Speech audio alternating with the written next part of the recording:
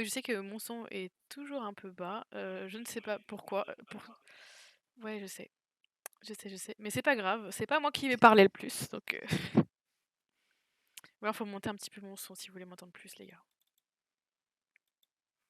Alors on n'est pas tout seul aujourd'hui puisque on m'entend mieux, super!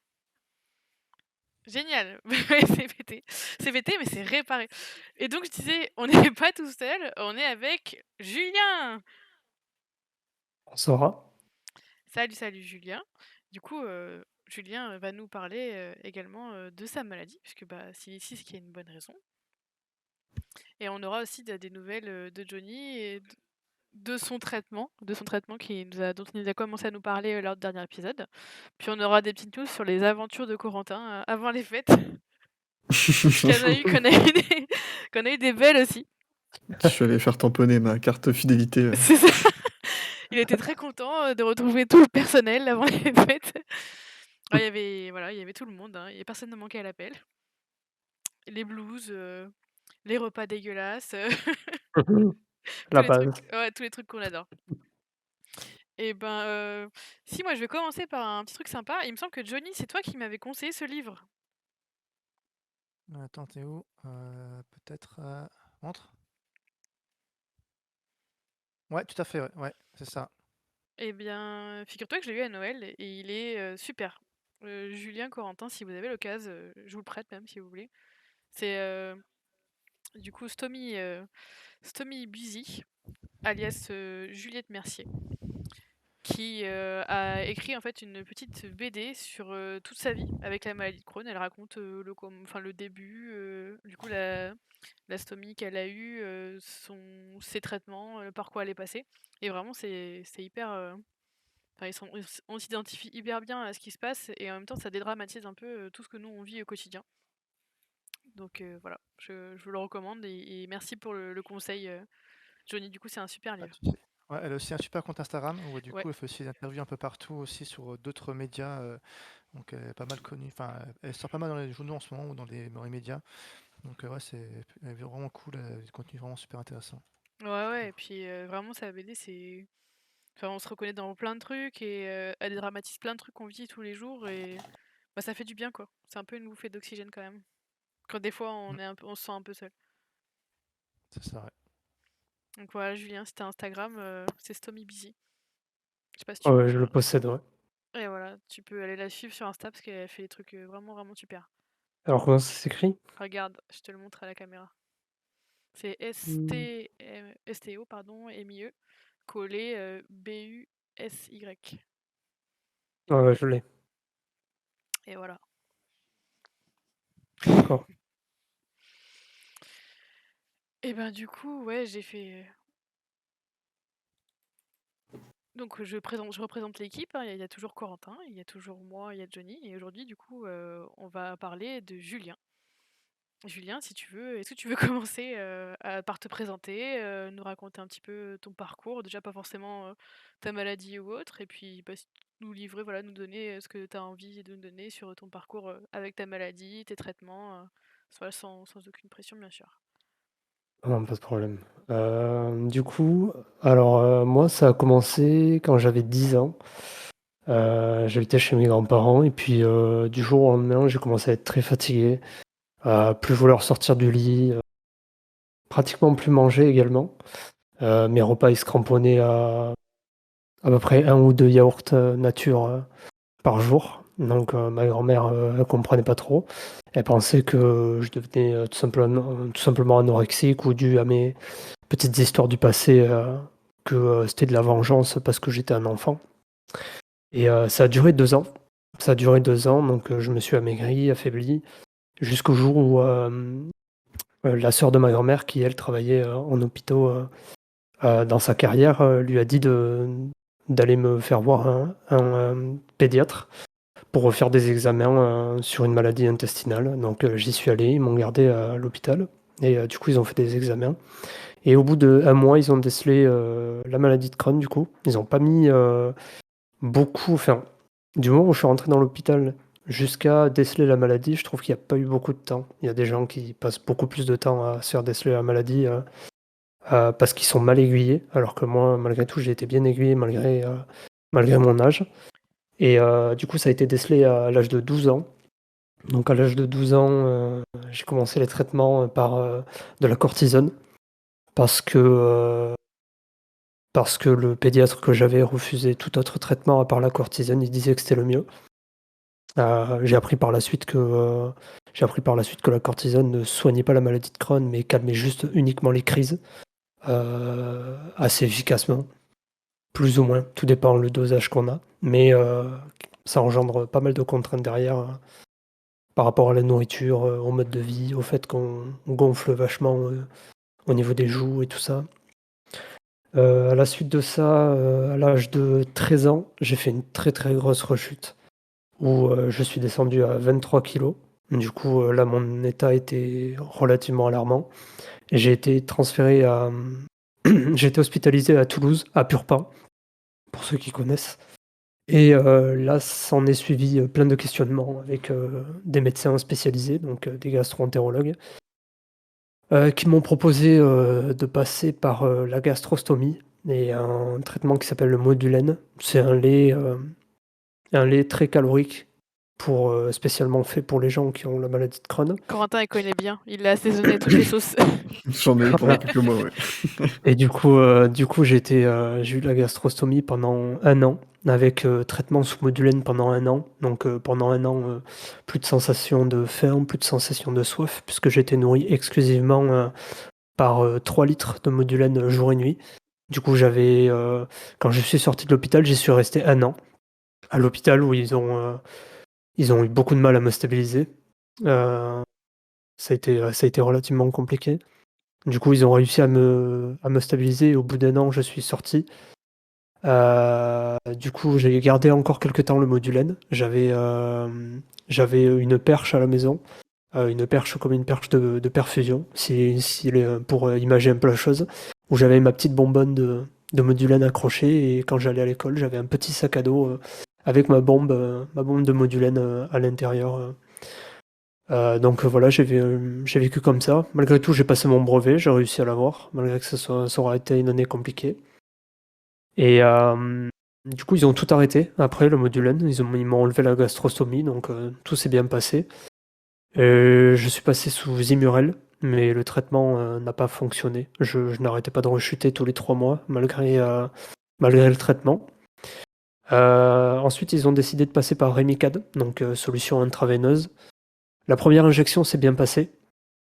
Et la deuxième injection, j'avais pris du poids entre-temps, parce que le Modulène m'avait fait énormément grossir et grandir malgré tout, même si je ne suis pas très grand aujourd'hui. Mais ça m'a fait pas mal grandir et grossir, et du coup, ils avaient dû modifier les doses. Et le deuxième traitement, j'ai fait la pire allergie, j'ai fait un arrêt cardiaque. 15 jours après, ils ont retenté le Remicade. Ça a été de nouveau un échec et un arrêt cardiaque de nouveau. Et du coup, ils ont décidé d'arrêter parce que 2 arrêts cardiaques à 15 ans ou 16 ans, je sais plus exactement, même avant, je crois. J'étais plus jeune que ça, je devais avoir 14 ans. J'allais sur mes 15 ans. Ils ont décidé d'arrêter, ils ont voulu tenter Lumira. Lumira qui existait depuis pas très longtemps sur le marché, 1 an ou 2 ans à peine. Et du coup, ils ont essayé ça et depuis ce jour-là jusqu'à il y a 1 mois, j'étais sous Humira. J'étais sous Humira, codépendant à l'Humira. Parce que dès que je l'arrêtais, je sais pas si c'est psychologiquement ou pas, mais dès que j'arrêtais l'Humira, généralement, je stressais. Et 3 mois après, des signes de la maladie de Crohn revenaient. Donc ils m'ont déclaré codépendant de l'Humira. Sans ça, je ne pouvais pas vivre avec la maladie de Crohn. Et récemment, ils ont décidé de passer sur Lulio, HULIO. Du coup, nouveau traitement qui est plus, apparemment, ce que mon gastro m'a dit, plus léger à supporter que l'Humira, malgré que ce soit du 40 mg, pareil, donc 40 ml, vu que c'est une solution injectable. J'ai eu 2 protocoles à suivre sur les 2 premières injections qui sont séparées de 15 jours chacune, avec 4 heures de protocole, 2 heures avant, puis injection, puis 2 heures après pour voir si je faisais pas d'effets secondaires. Le premier traitement, j'ai été fatigué avec quelques petites bouffées de chaleur. Deuxième traitement, un peu fatigué, mais sans plus. Et je crois que j'ai eu la troisième le week-end dernier, qui s'est plutôt bien passé, ouais, pas de problème particulier. Après, voilà, ça a été un combat pendant ces 14 longues années. Je pense pas être dans une mauvaise position parce que je vis relativement très très bien avec la maladie de Crohn. Pas d'opération. Je connais des gens autour de moi, des anciens collègues de travail qui ont la maladie de Crohn également et qui le vivent beaucoup plus mal que moi. Moi, je mange un peu tout et n'importe quoi. Je fais pas réellement attention sur l'alimentation. J'ai été pas mal négligent dans le passé par déni de la maladie parce que je n'acceptais pas réellement la maladie de Crohn, donc je me suis pris pas mal de claques. Mais voilà, depuis que je suis avec ma compagne, je trouve quand même pas mal trouvé une stabilité. Elle est quand même vachement rigoureuse là-dessus. Elle me laisse pas faire n'importe quoi. Elle me remet vite sur place dans le droit chemin quand je fais un peu n'importe quoi sur la maladie parce qu'elle me rattrape vite à chaque fois. Mais sinon, aujourd'hui, je vis bien. Je vis bien avec un métier que j'aime, malgré que ce soit un métier décalé. Et tout se passe bien. Voilà, j'ai une bonne alimentation, un poids stable, et tout va bien dans ma vie. Un bon traitement, donc tout est cool. Voilà. Bah, c'est chouette, c'est un retour hyper positif Ouais. sur ça. Ouais. Et moi, j'avais une question à te poser par rapport à ton rythme de vie, justement, parce que tu te lèves très tôt. Et j'ai entendu Mhm. dire que justement, les crises de Crohn la nuit, c'est plus violent entre certaines heures du matin. Est-ce que ça a toujours été facile à gérer pour toi, ce décalage dans ta vie par rapport à la maladie, ou est-ce que c'est quelque chose que tu as appris à Non. gérer avec le temps? Non, justement, j'ai pas appris à le gérer avec le temps. Alors, depuis que j'ai repris la boulangerie, parce que j'avais arrêté pendant un peu plus d'un an, je crois. Ouais, pratiquement 2 ans même. Depuis que je suis avec ma compagne et que j'ai décidé de reprendre la boulangerie, on s'était fixé des conditions de méthode de vie, pas faire le fou, pas faire n'importe quoi, parce que avant, j'étais boulanger, mais je me levais toujours très tôt, mais je faisais pas les siestes ou dès que je sortais du boulot, c'était la console jusqu'à 9 heures et puis je me levais à minuit, donc je dormais que 3 heures par nuit où je m'occupais de mes grands-parents parce que je vivais chez eux, j'ai vécu chez eux pendant 2 ans, où je me suis occupé d'eux.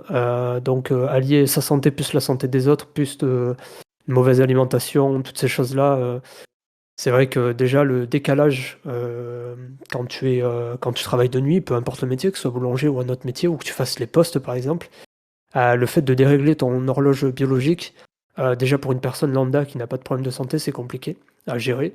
Euh, c'est de la fatigue et tout ça. Mais si tu allies en plus une maladie où tu dois être quand même pas mal réglé, tu dois avoir un bon temps de sommeil malgré tout, il faut que tu fasses attention à ton alimentation. C'est vrai que moi, ça m'arrivait des nuits où je me levais et j'étais vraiment dans le mal, ouais. Une très grosse fatigue. Et après, une fois que tu accumules ne serait-ce qu'un petit semblant de fatigue, une personne lambda va peut-être mettre 1 mois à le récupérer. Toi, il va te falloir 3 mois pour le récupérer parce que la maladie déjà t'affaiblit. Si tu as une mauvaise hygiène de vie avec une mauvaise alimentation, bah, tout ça, ça va t'affaiblir. Et même aujourd'hui, ça m'arrive de ne pas avoir une très très bonne alimentation. Et je vais vite le ressentir sur la fin de la semaine où je vais galérer à me réveiller. Je vais galérer un peu sur la fin de la semaine à bosser, ouais. Mais, euh, mais voilà, c'est un mode de vie. Faut être assez rigoureux, chose que je ne suis malgré tout, même si voilà, je m'approche de mes 30 ans, mais ça m'arrive de pas être toujours rigoureux sur la maladie. Donc faut que je fasse attention là-dessus. Mais après, question de traitement et tout ça, ouais, je reste assez rigoureux, je fais attention à mes rendez-vous, etc. Mais voilà. Ouais, c'est vrai que c'est une chose que moi, en tout cas, j'ai vue sur la maladie, c'est que plus tu la mets de côté et plus elle revient au galop. Et Le déni, c'est une mauvaise chose. Le clairement. déni, alors, au début, quand tu tombes dans la maladie de Crohn, la plupart des gens que j'ai rencontrés, donc allez, peut-être même 100% des personnes que j'ai rencontrées, bah, pour eux, c'est une maladie, déjà, c'est un peu comme le diabète. C'est une maladie invisible. Tu ne la vois pas. C'est par crise. Et quand tu es en crise, tu te dis, bon, ça va passer. Un peu comme une gastro où t'es malade pendant 2 3 jours, t'as pas mal de diarrhée, et puis hop, tu te dis, ça va passer. Ou comme un rhume. Tu te dis que c'est comme un rhume, et puis hop, ça va passer. Sauf que quand ça commence à t'attaquer, que tu commences à être plié en quatre parce que tu as des crampes comme si une femme avait ses règles, là tu commences à te poser des questions. Tu te dis, c'est pas normal que j'ai de telles crampes, j'ai de telles douleurs, j'ai mal quand je vais à la selle, ça arrive.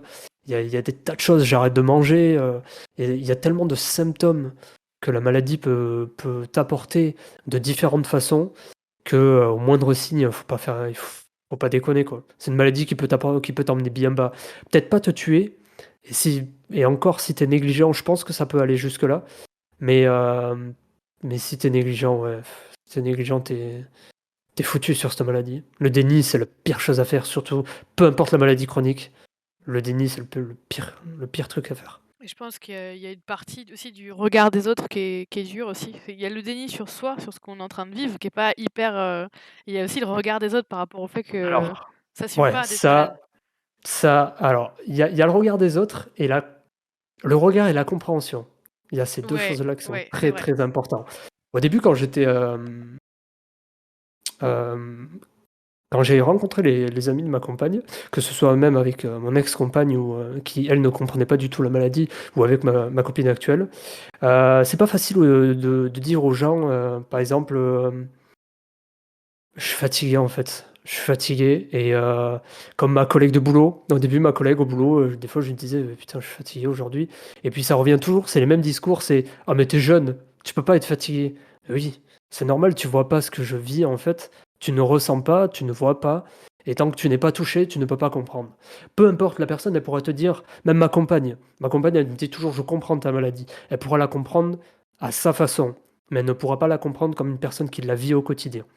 Si des fois tu te lèves le matin où tu es complètement éclaté, tu es fatigué, ou tu as envie de rien faire, ou tu pas faim, ou des trucs comme ça, c'est pas facile. Il y a des jours où, par exemple, le lundi, le mardi, tu vas péter le feu, presque tu pourrais, gravir des montagnes, et puis le lendemain, tu vas être une loque où tu as envie de rien faire, tu as juste envie de te poser devant, ta console ou devant, ta télé, peu importe, et tu as envie de rien faire, de voir personne, tu as envie d'être tranquille, quoi. Tu pas envie de bruit, tu pas envie de parasites sonores ou visuels ou peu importe.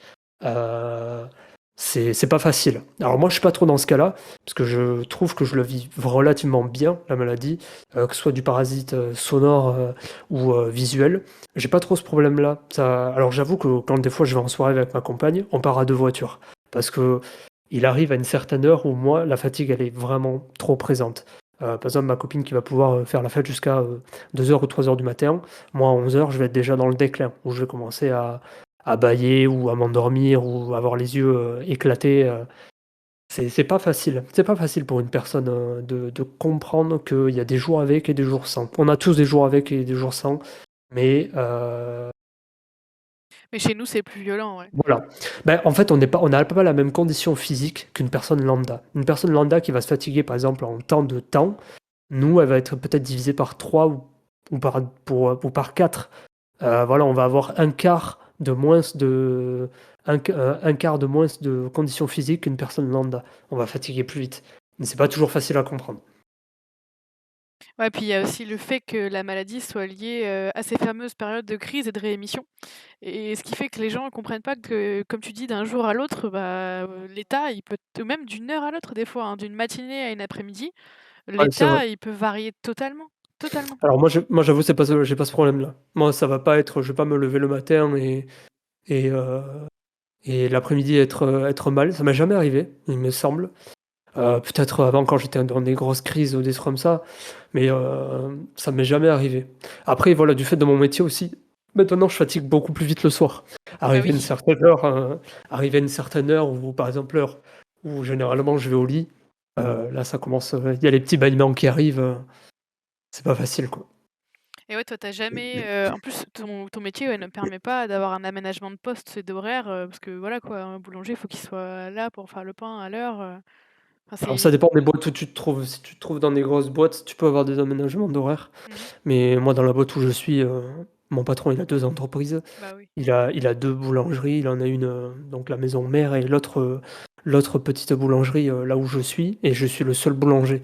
Donc du coup, il faut qu'il soit là le matin pour faire le pain, en fait, je suis obligé d'avoir ces horaires, mais malgré tout, j'ai des horaires fixes. Je commence, peut-être tôt le matin, mais je commence tôt le matin, tout le temps à la même heure. Hors période de fête où là, actuellement, c'est vrai que je commence plus tôt, parce qu'il y a les couronnes, parce qu'il y a eu Noël qui s'est passé, des choses comme ça. Mais généralement, j'ai des horaires fixes. Je commence à la même heure, je finis à la même heure. Et ça, c'est important, du coup, d'avoir une régularité justement pour la gestion de ta maladie, tu trouves? Ouais, ouais, ouais, ouais. Une irrégularité dans les horaires, ça a rien à voir. Je Avant, je travaillais quand je travaillais chez Brico Dépôt ou ouais, Brico Dépôt, c'est le meilleur exemple. Chez Brico Dépôt, tu as 3 types d'horaires. Tu avais le matin où tu commençais à 6 heures, donc fallait se lever, moi j'habitais à une demi heure de la maison, donc debout 4h45, le temps de boire un café, d'émerger et tout, parce que le matin, je mets du temps à me réveiller. Debout 4h45 le matin. Quand tu étais de journée, tu commençais à 9h30, tu finissais à 18h ou à 19h30. Donc là, tu arrivais le matin à 9h au boulot, tu rentrais chez toi, il était 20h. Ou quand tu étais d'après-midi, tu commençais à 12h30 et tu finissais à 19h45. Donc tu rentrais chez toi, il était 20h15 ou 20h30 avec la circulation. Donc tu avais 3 types d'horaires à gérer. C'est vrai que la fatigue, et puis quand tu avais les collègues qui tombaient en maladie, des fois tu passais de matin à après-midi, donc tu te levais tôt le matin, puis puis tu avais le rythme et tu te levais tôt le matin, mais il fallait te taper la journée jusqu'à 19h45 ou tu étais de journée, il fallait rester toute la journée au travail. Je pense qu'une régularité dans les horaires, pour un malade de Crohn ou tout type de malade chronique, c'est hyper important. Ouais, C'est hyper important. c'est vrai que c'est courageux de ta part, hein, d'avoir fait des boulots aussi physiques, et cetera. Et puis, bah, c'est bien que tu aies trouvé une hygiène de vie et que tu prouves qu'une rigueur et justement enfin, être, attentif à ce qu'on consomme et comment on vit, ça a vraiment un impact positif sur la maladie, Ouais, quoi. ouais, oui. Tu fais du Après s j'avoue que non. tu fais du sport, un peu, non? Ouais, mon sport, c'est ordi, cafetière, cafetière, ordi.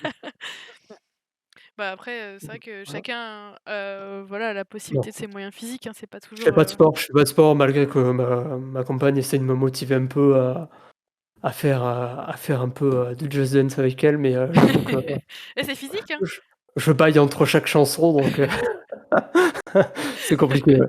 Mais non, il faudrait que je me remette au sport, ouais, c'est quand même important. Je suis un peu flemmard, hein, je suis un peu flemmard là-dessus, ouais. Tu en faisais avant, du sport? À une époque, ouais, quand je vivais seul, je courais beaucoup et je faisais pas mal de musculation, ouais, quand j'avais 18-19 ans. Je courais énormément. Je courais énormément et je faisais pas mal de musculation et je me sentais bien.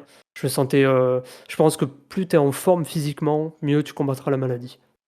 C'est vrai que le sport, le fait de se muscler, avec une bonne alimentation, tu combats relativement bien la maladie. Corentin, je sais plus si c'est avec toi qu'on en reparlait justement il y a pas longtemps Si, sur, si, on en avait parlé, ouais.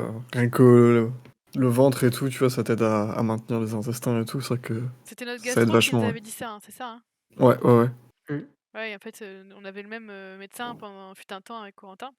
Mmh mh. Et ce gastro-entérologue, du coup, nous avait dit à chacun que c'était hyper important, en fait, pour les malades de Crohn d'avoir un minimum, en fait, la ceinture abdominale musclée. Parce que quand tu es en crise, tes intestins, ils ont tendance à gonfler et en fait, d'avoir, une ceinture abdominale un peu développée, ça permet d'aider à contenir le «gonflement» entre guillemets de tes intestins et à réguler un petit peu ça, quoi. Ça peut aider. Mmh. Bon après je sais pas, on me l'a jamais dit mais bon on m'a juste dit de faire du sport. Fallait que je me muscle, le dos, les choses comme Ouais. ça, dos, intestin, enfin tout le buste quoi. Tout le Ouais, buste c'est était ça. important donc Ouais. fallait muscler surtout le buste. Les jambes, si j'ai des allumettes, c'était pas trop grave mais C'est ça. le buste, voilà, fallait qu'il soit quand même musclé pour, mieux combattre, mieux combattre la maladie en sachant que nos défenses immunitaires ne font pas le travail normal qu'elles devraient faire puisqu'elles s'attaquent à nous au lieu de s'attaquer à ce qui nous attaque. C'est important de malgré tout de consolider tout ça pour essayer au mieux de combattre tout ça. Et est-ce que, aujourd'hui, tu peux dire que tu es un peu libéré des effets secondaires des traitements que tu as pu avoir? Est-ce que tu vis, on va dire, un peu mieux, sans subir, tous ces effets secondaires que tu as eus? Est-ce que tu as gardé des séquelles, pardon, de tout ça aussi? Heu, ouais, Un petit ouais, il y peu? a des 2 arrêts cardiaques quand j'étais gosse, j'avais une super bonne mémoire. Alors aujourd'hui, je sais pas si c'est il y a un peu des 2. Il y a un peu de négligence et un peu de: «C'est pas ma faute». J'oublie souvent les choses. Par exemple, ma compagne, elle va me parler d'un truc, si je le note pas, le lendemain, je l'ai oublié et ça m'arrive pour plein de choses au boulot. Au boulot, je vais faire quelque chose, et puis je vais oublier. Je vais oublier et j'oublie souvent, souvent, souvent, plein de choses. Plein de choses. C'est vrai que la mémoire, elle a après je la travaille pas la mémoire. Ça c'est quelque chose que je ne travaille pas donc il y a une part aussi de responsabilité de ma part, hein. Je ne travaille pas ma mémoire donc du coup J'avoue que j'ai eu pas mal de séquelles, parce qu'au premier arrêt cardiaque, je n'ai pas fait d'amnésie, parce qu'ils avaient mis 3 minutes à me réanimer. Le deuxième arrêt cardiaque, ils m'ont jamais dit, le temps qu'ils ont mis à me réanimer, mais par contre, j'ai fait une grosse amnésie, où je ne me souvenais plus de qui j'étais, qu'est-ce que je faisais là, où est-ce que je me trouvais et c'est revenu petit à petit, mais les médecins pensent que tout n'est pas revenu. En termes de capacité, de mémoire, tout n'est pas revenu. Les séquelles ont été là, du deuxième arrêt cardiaque. Ça, les arrêts cardiaques ont été trop rapprochés, d'où le fait qu'il y a eu des séquelles. Parce qu'à la suite de ça, à l'école, j'ai eu énormément de problèmes de concentration, de problèmes de mémoire et le reste de mes années ont été pas mal de calvaire jusqu'au bac, jusqu'à que je décide d'arrêter les études pour partir en boulangerie. Bah, déjà, c'est quand même hyper courageux de t'être accroché autant. Et J'ai est-ce pas eu le choix. est-ce que J'ai tu pas eu le penses choix. que la maladie, justement, ça t'a aidé d'un côté, tu vois, à affronter l'adversité? Est-ce que ça t'a donné aussi, entre guillemets, une force en plus pour aller plus haut, plus loin, prouver aux autres que même si t'es malade, bah, tu te démènes, quoi? Non, parce que je suis pas. Alors, c'est- à l'école, on se moquait pas mal de moi parce que j'avais que des notes de merde. J'étais mauvais à l'école, hein, donc c'est vrai que d'avoir eu le bac, ça a pas mal fait taire les on-dit. Après de base dans la vie, je suis pas quelqu'un de très, courageux, on va dire, si je me fixe un objectif, il y a de fortes chances que 48 heures après, j'ai abandonné le truc, quoi. Comme, par exemple, arrêter de fumer. Ça fait de nombreuses fois que j'en parle à ma compagne, et de nombreuses fois, j'ai essayé d'arrêter de fumer et de nombreuses fois, je n'arrête pas de fumer parce que je n'y arrive pas. Soit par manque de volonté, soit par, manque de, mental et j'avoue que ouais, j'ai pas mal sur certaines choses, je peux avoir beaucoup de mental. Sur la maladie, c'est vrai que je me suis jamais laissé abattre sur la maladie. Après dans la vie active, ouais, j'ai pas assez de mental, hein. Pas assez de mental sur beaucoup de choses. Ouais, finalement, c'est hyper paradoxal, c'est que sur ta maladie, Oui. tu es hyper combatif. Oui, oui, ça oui. Ça oui, parce que je sais ce que je laisse, derrière moi. Ouais, je comprends. Je sais mais pourtant, malgré, ça, tu vois, si je développe un cancer à cause de la cigarette, je sais ce que je laisse derrière moi aussi si ça se passe mal. Mais Oui, mais tu l'as je sais choisi, pas, entre guillemets, je l'ai ch plus. je l'ai choisi. La maladie, elle m'a été Imposé. imposée. Ouais. Donc je ne laisserai jamais, les personnes que j'aime, derrière moi, comme, soit, les amis de ma copine, ma famille, ma copine, mon meilleur ami, c'est des personnes que je peux pas laisser derrière moi dû à la maladie. Ils accepteraient pas, je n'accepterai pas de ne pas me battre parce que j'en ai marre. Ça, on en a tous marre des fois de tomber malade et tout ça, mais nous, on ne peut pas nous, c'est différent. Nous, les malades de Crohn ou toutes les personnes qui ont des malades, autres, on n'a pas le droit de dire: «J'en ai marre de la maladie» parce que on est constamment dans l'apprentissage de nous-mêmes et de nous face à la maladie. Ça, c'est vrai. Mmh. Et est-ce qu'au niveau, suivi médical, du coup, tu as toujours été bien entouré ou est-ce que ça a parfois été compliqué? Et là, ma copine, elle doit rigoler derrière son téléphone. Non, pas du tout. Pas du tout. J'ai été très, très mal suivi, par, plusieurs médecins, mais toujours pareil, j'ai été suivi à Pau, très mal. Non, d'abord j'avais été suivi à Toulouse. Bon, j'avais été bien suivi à Toulouse et puis après j'étais suivi à Tarbes, donc à 1 heure de chez moi aujourd'hui, puisqu'avant j'habitais, proche de Tarbes et j'ai été très, très, très, très mal suivi et en fait j'avais peut-être la fainéantise de chercher un autre médecin, flemme de fainéantise de bouger tout le dossier médical alors que ça va de médecin en médecin. Et puis c'est ma copine qui m'a forcé à la main pour me dire, «Bon, il serait peut-être temps de voir un autre spécialiste parce que tout le temps le même avis, on va essayer de voir autre chose». Puis je suis parti à Pau, non, je suis d'abord parti à Bordeaux voir vraiment un professeur qui lui, était bien calé sur la maladie, qui m'a donné un tout autre avis et finalement pour atterrir à Pau avec une gastro avec qui ça se passe très, très bien parce que cette gastro-entérologue a été formée par le professeur que j'ai été voir à Bordeaux. Du coup, elle savait de quoi elle parlait. Et puis le professeur m'avait dit que je savais vers quoi je m'engageais si j'allais avec ce médecin-là.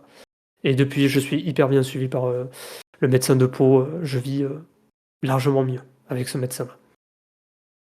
C'est marrant parce que, je veux pas dire de bêtises, mais je crois que justement dans, le livre que je t'ai conseillé au début, bah, justement, Juliette Mercier, elle est allée à Bordeaux Elle est allée à Bordeaux voir un grand professeur justement sur la maladie de Crohn pour se faire suivre. Et ça se trouve, vous avez peut-être eu du coup le même médecin.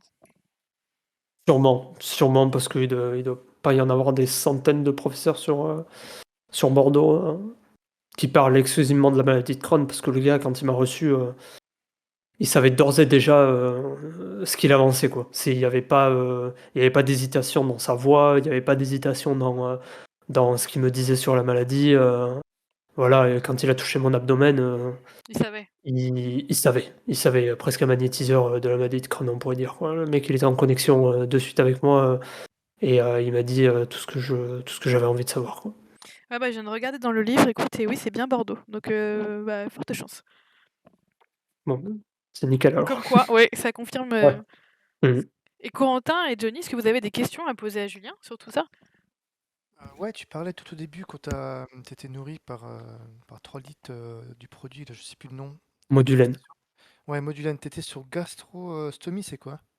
Une gastrostomie, en fait, à 13 ans, j'ai eu une grosse opération qui a duré 7 heures, où en fait, ils m'ont passé un tube, et en fait, ils m'ont perforé l'estomac, et en fait, ils m'ont placé un tube qui me nourrissait directement à l'intestin.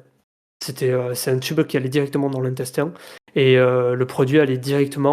En fait, c'était pas un produit que je buvais ou que je mangeais, c'était via une sonde gastrique qui allait directement dans la voie gastrique et qui me nourrissait directement avec un lait spécial. C'était pour que tu reprennes du poids et des forces, c'est ça? Et rapidement, pour que ce soit une liaison directe du coup avec l'intestin. Et ça a donné, hein, du jour au lendemain, je pouvais avoir pris 1,5 kg. En une nuit, je pouvais prendre 1 kg. C'était incroyable. J'ai eu le Modulène, mais je suis parti de 23 kilos et en 10 mois, j'en ai pris 44. Ah ouais. Donc, Et c'était douloureux? C'était pas trop non, contraignant? non, du tout. Si c'était contraignant, euh, toujours pareil sur le regard des autres. Ah, parce que ça se voyait? Toujours C'était un pareil. dispositif qui se Ouais, voyait ouais, beaucoup? ouais. Ouais, j'avais carrément un sac sur le dos et j'avais une sonde. J'avais un sac sur le dos et j'avais une sonde qui passait en dessous et qui allait directement à l'intestin. Ah ouais. C'était les Et du coup, fameux blocs ou cubes que tu transportais, ça, les litres de. ouais, c'était des blocs à peu près de cette taille-là avec une petite pompe et tu avais tout un schéma comme quand tu es perfusé. Oui. Les mêmes tuyaux, ben, c'était un même schéma pareil qui allait jusqu'à mon intestin. Voilà, aujourd'hui j'ai une cicatrice voilà, au niveau de l'intestin. Et ça n'a pas été dur, ça a été dur simplement sur les remarques. Les remarques quand tu arrives au collège et qu'on t'appelle Dora pendant un an, Ouais. voilà. Mais Ouais, voilà, tu te dis que c'est pour ta santé. C'est soit ça, soit t'y passes. Les médecins, ils l'avaient dit, hein. C'était soit la sonde nasale, soit la sonde gastrique, soit j'allais pas aller bien loin quelques mois après, quoi. Donc c'est quand ta vie en dépend, tu t'en l'oignon des autres. Franchement, t'en as rien à faire. Les autres, ils peuvent dire ce que tu veux, ce qu'ils veulent. Tu sais que c'est pour ta vie. S'ils étaient à ta place, ils l'auraient fait aussi. Sauf que c'est toujours pareil. Quand tu ne le subis pas, tu ne peux pas le comprendre. Et c'est toujours plus facile de critiquer que de se faire critiquer. pourquoi t'as eu ça? C'était que du coup, tu faisais une crise trop violente pour le Ouais, trop traitement à violente. l'époque? Ah oui, oui. Et il y a pas de Ben, traitement, vraiment de traitement qui pouvait, comme ça attaquer le truc, Bah, non. c'est comme il était trop faible en poids, toute opération, tout truc est trop risqué. Du coup, ils sont Ouais. obligés de d'abord te faire prendre du poids avant de faire quoi que ce soit. Parce Le que t'es problème, tellement le Ouais, problème, plus c'est que. c'est que ce que ils avaient, Corentin avait aussi, ouais. ouais, l'Imural, ils avaient commencé par l'Imural. J'étais à l'Imural hein, à cette époque-là. Et ils ont dû tout stopper parce que l'Imural était en train de me détruire tout autant que le fait que j'étais en anorexie. Parce que ça en était arrivé au point où je mangeais et mon repas était sur la table juste après, quoi. C'était pas très agréable pour les gens qui mangeaient avec moi. Mais oui, je pouvais vomir directement sur la table après 3 cuillères parce que j'avais tellement mal quand je mangeais, parce que j'avais des aftes sur tout le long des lésions et des aftes sur tout le long de l'œsophage, de l'intestin et tout, que quand je mangeais, j'avais mal et j'en avais pris peur en fait de manger. Et dès que je mangeais, c'était une hantise pour moi. Quand mon père il me disait dans une demi-heure on va manger, je commençais déjà à avoir peur. Parce que mon père était très dur au niveau de la nourriture, il me forçait beaucoup à manger. Et parce qu'il comprenait pas. Lui aussi, longtemps, il a été dans le déni, il comprenait pas, et du coup, il pensait que j'en faisais qu'à ma tête, que je voulais pas manger, donc il me forçait à manger, et plus il me forçait à manger, et plus la maladie m'attaquait également, donc ça a été un cercle vicieux sans fin qui a duré 1 an et demi, jusqu'à que je sois opéré. Ouais, surtout qu'on a déjà une aversion naturelle, comme tu dis, à la nourriture quand on est atteint de Crohn, parce que ça fait mal, et du coup, ce qui fait mal, ton cerveau essaie de l'éviter, et donc forcément, si manger fait mal, le Non, cerveau va pas vouloir manger. c'est ça. Après, la gastrostomie, ça m'a sauvé la vie. Bah oui. Sans ça, je serais pas là aujourd'hui, franchement. Les médecins à Toulouse, je leur dois la vie, hein. Toutes les personnes qui ont été acteurs de ma guérison, je leur dois réellement la vie. Donc aujourd'hui, je vis bien, sans réel encombre, et heureusement que ces personnes-là étaient là sur mon chemin à ce moment-là. Ouais. Ouais, c'est hyper important, hein. Mmh, tout à fait, ouais. Corentin, t'avais des questions pour Julien? Non, pas spécialement. Ah si, ton dernier traitement, t'as dit c'était Ulio, c'est ça? Oui. HU, Elio? Ok, ok. Et tu l'as depuis pas très longtemps, celui-là, parce que j'en avais entendu parler. Ta première injection, tu La m'avais première raconté. injection, on Ouais. était ensemble sur Discord quand je l'ai Ouais, fait. bah ouais. C'était il y a 1 mois et demi, ouais. Et tu Ok. sais J'en ai si eu c'est 3 pour un l'instant. traitement expérimental ou c'est quelque chose qui vient d'arriver sur le marché ou c'est... Ouais, c'est expérimental, ouais. Ok, ok. C'est expérimental. L'Ulio n'existe pas depuis très longtemps. Ouais, donc ça corrobore un peu ce qu'on disait avec les traitements qui allaient arriver. Parce que moi, ma gastro, du coup, très récemment, m'a dit qu'il allait bientôt avoir, effectivement, qu'il y avait eu un peu de recherche en fait dans les maladies et les traitements et qu'il y allait avoir des nouveaux traitements qui allaient arriver. Et d'ailleurs, en parlant de nouveaux traitements, du coup, Johnny, tu pourrais peut-être nous parler un petit peu de où tu en es avec ton traitement expérimental également. Parce que je sais pas si tu veux faire un petit topo à Julien sur ta maladie à Ouais, toi rapidement et puis le traitement que tu suis actuellement. très bien. Bah, très belle transition. Ah oui? Du coup, bah, moi, mon histoire, c'est 14 ans, 15 ans de traitement. Et après, plus rien ne marchait. J'ai fait une intoxication alimentaire. Et enfin, ça a déclenché une crise. Ça s'est calmé. Et j'ai refait une intoxication alimentaire, sinon c'était pas drôle. Et là, il y a la crise, elle s'est jamais arrêtée en fait. J'allais à la fin 40 fois à la selle. J'avais perdu beaucoup, beaucoup de poids. Et du coup, je me suis fait opérer. On m'a enlevé tout le gros intestin parce que moi j'ai la RCH, la rectocolite hémorragique, donc la cousine de Crohn. Donc on m'a enlevé tout le gros intestin qui était 75% malade, donc il commençait à se trouver, donc on l'a enlevé. Et après quelques années, après l'opération, j'ai commencé à faire des infections, mais des infections qui sont dues à l'opération. C'est pas un staphylocoque ou autre, c'est du à cause du montage, de la façon dont s'est fait le montage, j'ai eu des infections. Et donc antibiotiques, hop, après ça revenait, antibiotiques, etc. Et j'ai commencé à être dépendant de ces antibiotiques-là. Jusqu'à arriver à un moment où dès que j'en prends, j'étais nickel. C'était comme si j'étais guéri, quoi. J'ai pas eu ça pendant 20 ans, enfin, c'était un truc de fou. Et ben, au bout d'un moment, je dis au médecin, ben ouais, c'est commence à être enfin, chiant, quoi. Antibiotiques, on arrête, on reprend. Et du coup, il m'a mis sur Nantes. Et à Nantes, je suis parti d'une étude avec des gens comme moi. Des gens qui ont ma maladie, mon opération et ma dépendance aux antibiotiques. Et du coup, donc c'est une étude. Donc ça se passe. Le but, c'est d'injecter des bonnes bactéries d'autres personnes. Donc c'est les selles d'une autre personne qui sont traitées, tout ça. Le don de sel existe aujourd'hui pour d'autres cas, mais on peut donner des selles. Il y a tout un protocole à respecter et du coup, ils récupèrent ce qu'il faut, là, les bonnes bactéries. Et le but de l'étude, c'est voir si pour les personnes comme moi qui ont la maladie, l'opération et la dépendance, si on peut pas recréer une bonne dynamique, un cercle vertueux en repeuplant la flore intestinale en fait. Et vu que c'est une étude, bah, soit tu as le vrai produit, soit tu as un placebo. Donc je me suis lancé dans le programme, là c'était l'été dernier, j'ai commencé à faire les démarches. Et fin septembre, j'ai eu la première injection, placebo ou pas, on ne sait pas. Et ça c'était au début, c'était un peu voilà, comme avant. Et après ça a commencé un peu à se dégrader, ça s'est pas mal dégradé, je suis allé les voir. Pour eux, il y avait une petite reprise, mais c'était pas alarmant. Donc je préfère attendre avant de prendre de nouveaux antibiotiques parce qu'ils m'ont proposé de prendre un antibiotique pour aller mieux et j'ai préféré continuer à voir si elle a donné la chance au traitement parce que moi, antibiotique, l'image que j'ai, c'est le gros bazooka qui défonce toutes les bactéries. Donc je voulais pas défoncer les bactéries qu'on avait peut-être injectées. Et du coup, j'ai attendu. Au niveau perso, il s'est passé des choses, j'ai pris un peu de recul, il y a une période un peu d'accalmie. Et là, j'allais nickel. C'était nickel. Donc, soit c'est le vrai produit, soit c'est un bon placebo, mais j'étais très bien là il a quelques semaines. Et là, c'est un peu entre deux. C'est plutôt pas mal. C'est mieux que l'état que j'étais avant sans antibiotiques. J'ai plus de sel la nuit, j'ai moins de sang, enfin, j'ai plus de sang.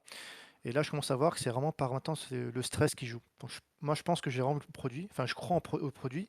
J'ai peut-être eu la chance d'avoir le vrai produit. Et là, maintenant, c'est le stress. Je vois des fois des semaines où je suis très stressé, où il y a les vacances qui approchent, le voyage organisé.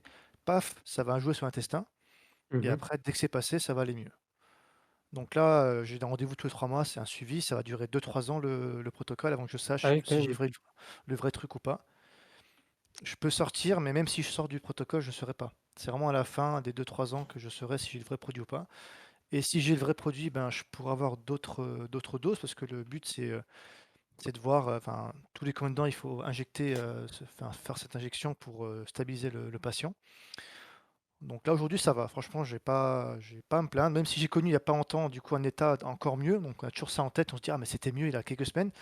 Mais c'est vrai qu'au global, par rapport à toutes les années de galère ou même par rapport à l'année qui est passée, je suis quand même bien. Donc là, j'essaie de travailler sur le stress, voir des médecines un peu moins conventionnelles pour essayer de travailler sur ça, pour essayer de me calmer, me reposer. La Je fais du médecine sport. douce. En médecine douce, tout à fait, ouais. Hmm. Donc voilà. Donc ça, c'est mon état actuel. J'ai plus de médicaments aujourd'hui. Tout ce que je peux prendre, c'est des médicaments qui ralentissent le transit.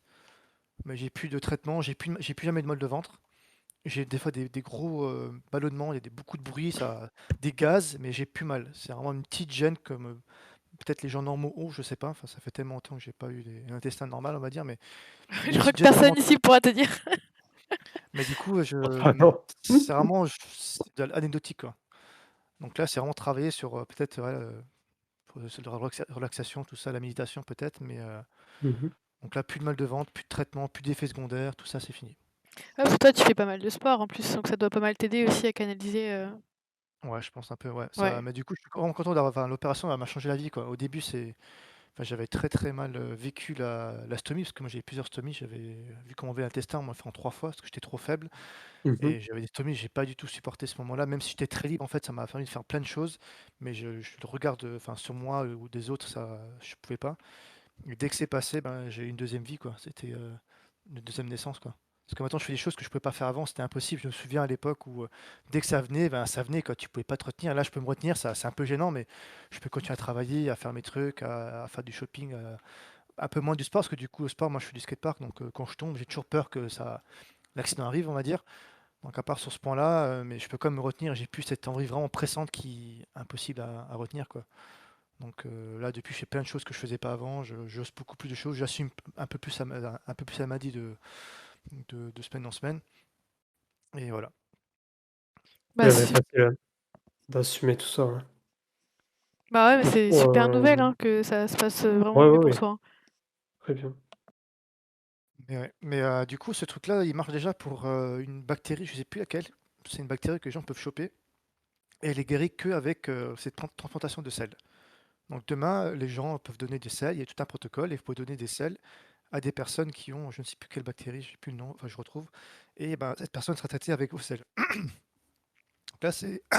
Pardon. Et du coup, ils essaient d'élargir ça, les transplantations fécales, à beaucoup plus de maladies en fait. Ça fait des années, 5, 10, 15 ans qu'ils travaillent sur ça, quoi. J'avais un médecin sur Brest, il travaillait sur ça, sur les personnes obèses. Enfin, il pense qu'on peut changer la morphologie des gens grâce aux bactéries d'intestin. Ah D'accord. oui? Ouais, c'est du coup quelqu'un qui a une corpulence, on va dire, svelte, ben, hop, il donne des selles à l'autre personne, et du coup, ça peut, hop, rechambouler toute la fleur et changer tout l'organisme, en fait. Ça pourrait, c'est sur quoi il travaillait à l'époque. Donc là, la transplantation fécale, enfin, dès qu'on comprendra les bactéries dans l'intestin, on pourra guérir et comprendre beaucoup, beaucoup, beaucoup de choses. Parce que c'est vraiment, enfin, il y a des milliards et des milliards de bactéries, c'est vraiment et très complexe, et beaucoup de choses agissent avec l'intestin, ou inversement, l'intestin agit sur beaucoup de choses, quoi. Donc, Donc ça serait aussi une clé et peut-être des futurs traitements, on va dire, encore moins contraignants avec encore moins d'effets secondaires, à venir, ouais, quoi. beaucoup de choses, hein, je pense, hein, comme l'intestin, enfin le syndrome du côlon fragile, l'intestin fragile, côlon fragile, je sais plus Ouais, comment on dit, intestin fragile. du côlon irritable? Côlon irritable, pardon, ouais. Ben, là aussi, enfin, on pourrait peut-être régler ce truc-là, parce que là, c'est pareil, là, c'est une maladie quand même, parce que c'est très contraignant, ça vient tout le temps, et il n'y a pas de Bah, traitement en fait. Et puis c'est Donc, pas aussi. Enfin, souvent on confond Crohn et maladie du côlon irritable. C'est moins considéré, hein, le côlon irritable que Crohn. Alors je sais pas si les symptômes sont moindres du coup, parce que il faudrait quelqu'un peut-être qui aurait ce trouble qui puisse venir en parler aussi, parce que là, du coup, on est quand même pas mal complet sur le spectre. Mais ouais, ça a l'air pas terrible quand même, hein, non plus. Mm. Et ouais, c'est marrant ce que tu dis sur les bactéries par rapport à l'obésité, etc. Je sais aussi que les bactéries intestinales, de plus en plus, c'est prouvé qu'elles ont un rôle énorme dans la gestion des humeurs, de la dépression, du moral. oui, oui, c'est sûr. Enfin, du coup, on a tous connu, enfin, parce qu'en fait, les gens, quand on leur explique une maladie, je prends l'exemple là, c'est que du coup, ils disent, ouais, bah, ça va, t'as juste la diarrhée. Sauf que du coup, quand une personne normale a la diarrhée, c'est chiant, elle sort pas, elle va faire moins d'activités, elle va se limiter dans ses activités. Enfin, et ça, c'est un peu chiant, ça mine le moral d'avoir la diarrhée, tout ça. Bah, du coup, je dis, imagine pareil, mais tout le temps. C'est comme ça un peu, enfin, nos maladies, enfin, quand c'est pas trop stabilisé, et même quand c'est enfin, moi j'ai jamais vraiment été stabilisé, donc je sais pas, mais moi c'est comme ça tout le temps, en fait, toujours cette, te limiter, enfin, réfléchir à tes endroits, ah, faut qu'il y ait des WC, ok, je peux faire ça, je peux pas faire ça, et, enfin, et du coup, bah, c'est vraiment pesant, ça joue sur le moral, quoi. L'un et l'autre se répondent, en fait, donc c'est un peu un cercle vicieux, quoi. T'as la diarrhée, du coup, t'es déprimé, du coup, ça agit sur le ventre, ça stresse, et ça boucle, ça boucle, ça boucle, je trouve. En tout cas. Ouais, il y a ça. Puis, en fait, ils avaient identifié. Alors, l'expérience a été assez folle. Ils avaient mis des souris, en fait, avec des souris qui mangeaient des choses qu'elles ne devaient pas du tout manger. Donc, ça a provoqué chez eux une perte justement de la flore intestinale énorme. Et des souris qui mangeaient extrêmement variés, extrêmement sains. Et en fait, les souris qui étaient du coup soumises au mauvais régime, entre guillemets, elles faisaient de la dépression derrière, carrément. Elles n'étaient pas malades de l'intestin, mais en fait, elles étaient carrément dépressives parce que les protéines, du coup, ou les enzymes de l'intestin, elles jouent énormément sur les enzymes du moral et du bonheur, etc. Et alors que les souris qui avaient une alimentation plus saine, elles n'avaient pas ces problèmes-là. Et c'est, tu sais, c'est la notion de deuxième cerveau Oui, oui, qu'on tout à utilise fait, souvent ouais. pour l'intestin et Il y qui a un bouquin. commence à être de plus en plus prouvé. Mais il y a un bouquin sur ça, notre intestin, enfin, l'organe mal aimé, c'est Oui, le charme discret, c'est pas ça, non? ouais, c'est ça, ouais, c'est un de l'intestin, ouais. Et super livre Et- aussi, ça. ouais. J'ai vu la version augmentée, il y a juste 5 ou 10 pages en plus sur cet aspect de bactéries, justement. Mais la version de base était très bien déjà. Et ouais, ça m'a aussi beaucoup aidé à comprendre les choses. En fait, quand j'ai pas de mon intestin, mon gros intestin, j'ai lu ce bouquin-là et j'ai compris ce que j'avais perdu, en fait, au niveau de enfin, tout ce qui est minéraux, tout ça, la flotte qui était moins absorbée. Donc, enfin, on fait attention à tout ce qui est fer pour moi, parce que du coup, j'absorbe beaucoup moins. Ouais, t'as des Je peux carences? J'ai des carences, même si enfin, je mange normalement, mais je peux pas manger des clous, quoi. Donc, malgré que je mange beaucoup de viande, ça change pas, en fait. Donc, il y a toujours cette carence qui sera peut-être tout le temps là, mais là, on verra avec le nouveau traitement si ça peut arranger enfin, mes pertes de sang. Parce que du coup, là, dernièrement, j'avais une perfusion à faire de fer tous les 3 4 mois à la fin. C'était un peu contraignant, parce que du coup, le fer en cachet, je les supportais pas, ça donnait trop Ouais, de c'est très ballonnements. dur. Je sais pas si t'en as déjà pris du fer en cachet, Julien, ça... Ou si t'as eu des... Toi, t'as dû avoir des perfusions, toi, de fer ou de... Ouais, moi c'était surtout sur perf. sur perf. Après, je suis pas de carence en général, mais ouais, à l'époque de la grosse crise, ouais, c'était pas mal de perfusions, en tout genre, hein, toute la journée, hein. Corentin, on appelait ça l'Oreo en général parce qu'il avait une perf de calcium qui était hyper blanche et une perf de Ouais. fer qui était hyper noire. Après, ça se mélangeait. C'est ça. Et du coup, j'ai trouvé, là, c'est par rapport à ce que je disais, par rapport à l'injection fécale, c'était pour une infection à Clostridium difficile récidivante. Donc, c'est une bactérie qu'on peut choper, et du coup, ça donne des diarrhées, et ben, la solution, c'est, paf, transplantation fécale. Donc, ils font un prélèvement de sel, ils voient que c'est cette bactérie-là, et hop, ils mettent en route le protocole, et hop, après on est guéri comme ça, vraiment, c'est magique, quoi. C'est ça en fait, c'est la grosse force de ce traitement-là, c'est vraiment magique. Ça arrive et bim, ça te change tout et tu prends une prise et donc presque, enfin zéro effet secondaire parce que si jamais ça marche pas, ben pouf, antibiotique, tu rases tout. Vraiment, c'est un peu un traitement magique, donc si ça peut porter ses fruits là sur l'étude que je fais, parce que là je vais avoir 30 ans, donc à 33 ans on saura la fin de l'étude, ce que La ça a donné, finalité, ouais. la finalité, et donc du coup si après on peut partir sur ça. Ça peut être bien, quoi. J'aurai la chance d'avoir connu un traitement, parce que du coup, les gens qui ont 35, 40 ans, 45 ans, qui ont des opérations, après, c'est un peu trop, enfin, pas trop tard, mais c'est plus compliqué, quoi. Plus tu es jeune, plus tu prends des trucs comme ça jeune, plus ton corps s'adapte, quoi. de mon point de Ouais, mon c'est point de vue. compliqué après, plus âgé à moins de tout enchaîner, opération et du coup le protocole juste derrière, mais Même c'est l'opération, jamais elle facile prenait de comment tu vas l'accepter selon ton âge. l'opération, j'ai passé aussi 8 heures sur le bloc, enfin en plusieurs fois, mais en tout 8 heures. Et Hmm. j'avais perdu beaucoup de poids parce que j'étais un mois au lit, je pouvais plus, enfin, je me levais pour la toilette et j'avais perdu tous mes, enfin derrière notre ventre, en fait, on a des abdos rien que pour monter l'escalier, Ouais. descendre l'escalier, on utilise les abdos et en fait, j'ai dû réapprendre à marcher et tout ça. C'était donc ça quand t'es vieux, c'est difficile. En plus t'es Ah jeune, en ben plus la c'est testeur a ça. été enlevée à 25 ans, donc là, j'ai, enfin, 5 ans, ça fait 5 ans que c'est passé, donc le corps s'est adapté, les cicatrices sont parties, voilà, c'est nickel maintenant, tu vois. C'est pas facile la rééducation de que ce soit du goût ou apprendre à Alimentaire. remarcher. Je sais que ça m'était arrivé moi quand j'ai passé les 1 an sous Modulène, j'ai dû réavoir de la rééducation pour tout, ouais, pour les goûts et tout ça, et ça a été j'avais l'impression d'être un bébé à qui on donne de la nourriture, hein. Ça a été Mm. hyper dur, hein. À l'âge de 16 ans, devoir tout réapprendre comme ça, et puis mes muscles avaient fondu, donc quand je suis sorti de l'hôpital, j'étais en fauteuil roulant, puisque plus de passer 1 an sur le lit, à un moment donné, les muscles de tes jambes, il y a plus rien, hein. C'est truc, c'est de la purée.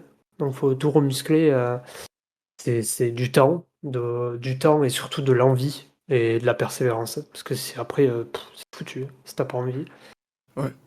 C'est vrai qu'on se rend pas compte à quel point quasiment tout, mais vraiment tous les mouvements, les moindres mouvements, passent par les abdos et le ventre. Ouais. Oui, oui. Parce que du coup, comme j'ai été ouvert 3 fois en grand, Ouais. quand tu es en Ah tiens, retour d'opération. tu vas nous raconter la dernière, Corentin? Mais ouais, quand t'es. Enfin, vraiment, c'est. Pour le moindre truc, rien que te baisser, mettre tes chaussures, tout ce que tu veux, c'est Ouais, affreux de se c'est dire, ça. tiens, faut faire ça, quoi.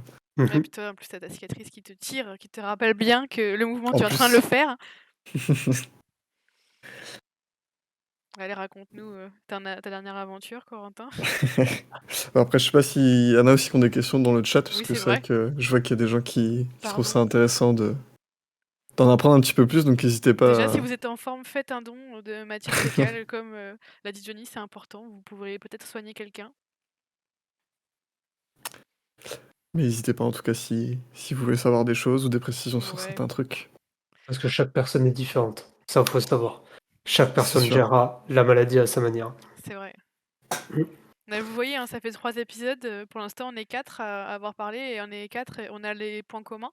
On a beaucoup de similitudes, mais on n'a pas la même histoire et on n'a pas les mêmes. Voilà, on n'a pas vécu la même chose, on n'a pas les mêmes, même parfois pas les mêmes symptômes, mais on Ouais. a la même maladie. Mm. Et La on n'est maladie, pas tous pareils. On n'est Une pas chose tous très pareils. importante, c'est que moi j'ai connu beaucoup de Crohn, et même à l'hôpital, hein, quand j'étais à l'hôpital, hein. Moi je suis tout petit, 1m63, je suis pas un grand garçon. Euh, Moi j'ai vu plein de Crohn qui ont eu aucun problème de croissance. Moi ma croissance elle a été stoppée pendant 2 ans. Et j'ai grandi après grâce au modulène, à toute la remise en place et tout ça. Je connais des gens, ils font 1,80 sans problème. Mais par contre, ils n'arrivent pas. Le poids, c'est une hantise dans cette maladie. Ah Quand bah tu te ça, dis ouais. que tu vas réussir à dépasser peut-être 55 kilos et que tu arrives à 54 et que le lendemain tu te réveilles, tu fais 52,5 parce que ton corps il a voulu assimiler que ce qui est mauvais et tout ce qui était bon, ben, tu l'as éliminé. Ben ouais, ça fait chier, ouais. Cas de le dire.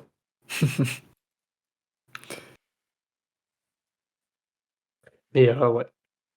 Et chaque, euh, chaque run sera différent et peu importe les personnes Mm. qu'on rencontrera.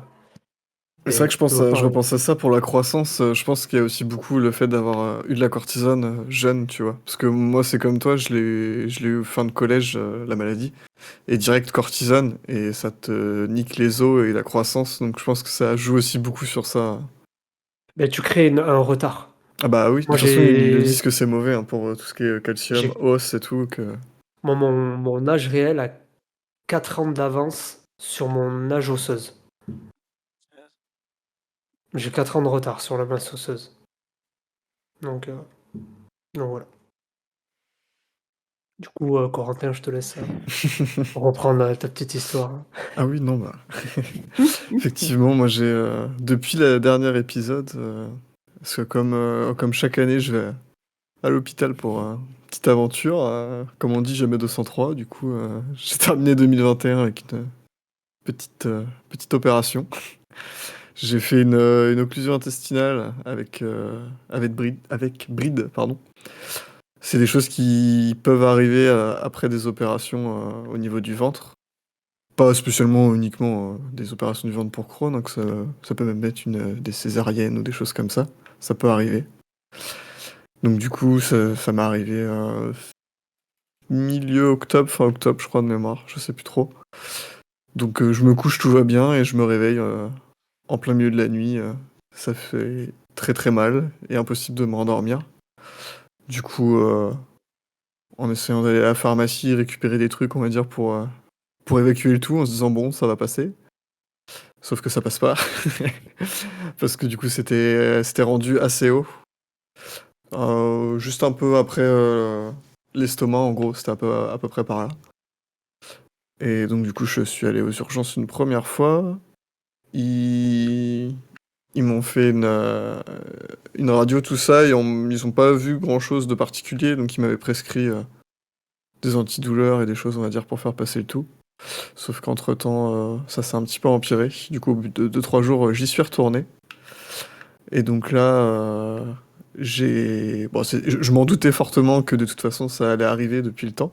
Mais du coup, ils m'ont mis une sonde nasogastrique. Donc en gros, un petit tuyau qui passe par le nez et qui descend jusqu'à l'estomac. Pour venir déjà soulager. Parce que du coup, comme c'est une occlusion intestinale, c'est que c'est bouché à un endroit, quoi. Donc forcément, vous mangez, sauf que ça part plus. Donc après, on vomit tout, quoi. Donc forcément, déjà pour vider ce qu'il y avait, quoi. Et pour soulager un petit peu l'estomac et l'endroit où c'était bouché pour que, en théorie, ça se résorbe. Généralement, ça se passe, je ne saurais pas dire dans combien de pourcents des cas, mais souvent, on vous met une sonde nasogastrique et au bout de 3-4 jours, ça se résorbe tranquillement et le transit revient tout doucement. Sauf que je suis resté un peu plus de 7 jours avec la sonde. Il se passait rien, ça revenait pas, rien du tout, pas de gaz, vraiment rien du tout. La plomberie est bouchée. Pas de gargouillement, mais vraiment walou.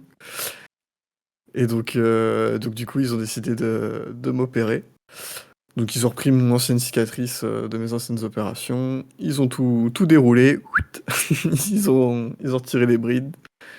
Et puis ils ont remis tout ça en place. Mais c'est vrai que ouais, la sonde, c'est pas... C'est C'est un peu impressionnant. compliqué. Je sais pas, parce que du coup, non, t'en as jamais eu, toi, Julien? Non. Ouais, non, ouais. Occlusion intestinale, j'en ai fait une Ouais. et c'est passé avec Ouais, bah ouais, c'est ça. des cachets, c'est tout.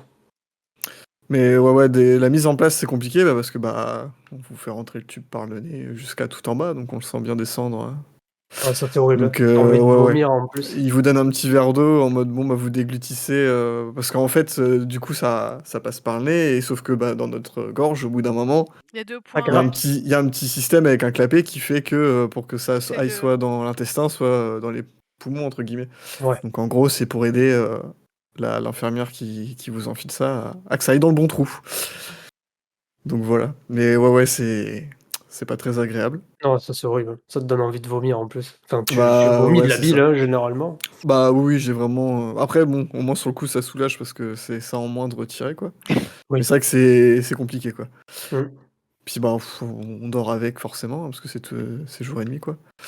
Mais ouais, donc après, du coup, suite à l'opération, j'aurais pu potentiellement, si c'était un peu compliqué au niveau de l'opération et de l'état dans lequel c'était, j'aurais pu me retrouver avec une poche, de nouveau. Mais c'est bon, ça s'est plutôt bien passé, donc j'en ai pas eu. Et après, je suis resté tranquillement une bonne semaine à l'hôpital, histoire de s'en remettre, parce que c'était une bonne cicatrice qui va au niveau du sternum jusqu'à la vessie, quoi, donc une bonne vingtaine de centimètres, on va dire. Avec les agrafes, tout ça, donc c'est vrai que c'est compliqué. Mais sinon, après ça, c'est bien remis, et là, j'ai de nouveau mon traitement comme avant, donc les injections de Remika. Mais du coup, maintenant, c'est plus en hôpital de jour, je les ai en injection tous les 15 jours de 40 mg. Et puis, ça se Ça passe quand aussi, même, c'est nouveau, du coup. ça se passe quand même mieux. Ouais, Avant, c'était que de l'intraveineuse. Ouais, mais ça fait pas si longtemps, parce que justement, il y a une des infirmières, quand j'étais à l'hôpital là pour l'occlusion, qui a Crohn aussi et qui m'en parlait. Et elle m'a dit que franchement, c'était vraiment bien, que C'est enfin, elle, ça lui convenait. du sous-cutané que tu fais? C'est ça, c'est sous-cutané, parce que les Ouais, Lumira que t'as eu aussi, c'est c'est vraiment, sous-cutané, ouais. c'est sous-cutané aussi, sauf que là, c'est en stylo. Ouais, mais pareil, Alors c'est en que, stylo aussi, ouais. parce que Lumira, moi, je l'avais pas en stylo. Je l'avais Tu en l'avais seringue là. à Ouais, faire moi-même, tu sais, comme les piqûres anti-phlébite. ouais. Ouais.